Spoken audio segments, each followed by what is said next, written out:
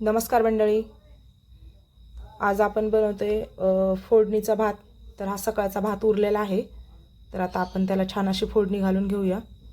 त्याच्यासाठी मी एक कांदा चिरलेला आहे, कोथिंबीर आहे. कढईमध्ये मी 2 माप तेल घातलेलं आहे. त्याच्यामध्ये आपण आता जिरं, मोहरी आणि कढीपत्ता घालून घेऊया. तर तेलामध्ये आपण जिरं आणि मोहरी घालूया.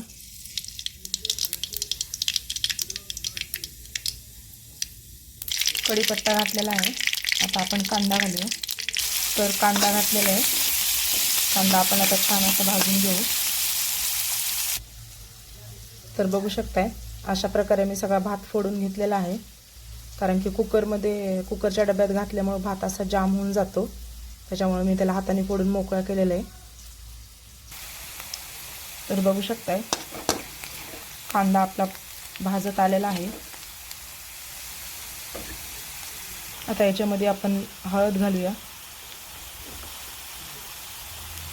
थोडंसं लाल तिखट आणि सगळं एकजीव करून घेऊया.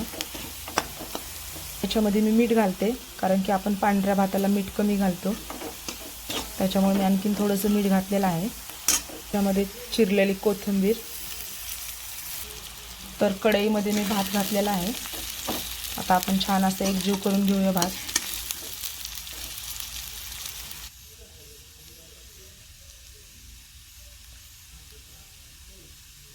तर बघू शकताय, आपला भात झालेला आहे परतून, फोडणीचा भात.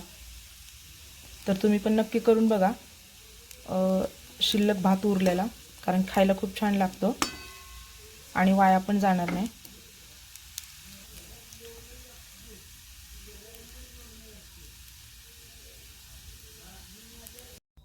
नमस्कार मंडळी.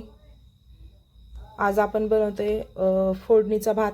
तर हा सकाळचा भात उरलेला आहे, तर आता आपण त्याला छान अशी फोडणी घालून घेऊया. त्याच्यासाठी मी एक कांदा चिरलेला आहे, कोथिंबीर आहे. कढईमध्ये मी 2 माप तेल घातलेलं आहे. त्याच्यामध्ये आपण आता जिरं, मोहरी आणि कढीपत्ता घालून घेऊया. तर तेलामध्ये आपण जिरं आणि मोहरी घालूया.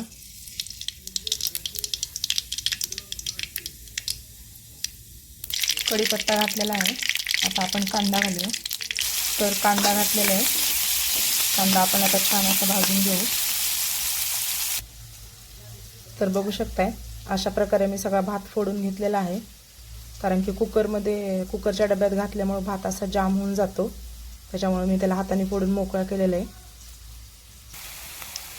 तर बघू शकताय, कांदा आपला भाजत आलेला आहे. आता याच्यामध्ये आपण हळद घालूया, थोडंसं लाल तिखट आणि सगळं एकजीव करून घेऊया. याच्यामध्ये मी मीठ घालते, कारण की आपण पांढऱ्या भाताला मीठ कमी घालतो, त्याच्यामुळे मी आणखीन थोडंसं मीठ घातलेलं आहे. त्यामध्ये चिरलेली कोथिंबीर. तर कढईमध्ये मी भात घातलेला आहे. आता आपण छान असं एकजीव करून घेऊया भात.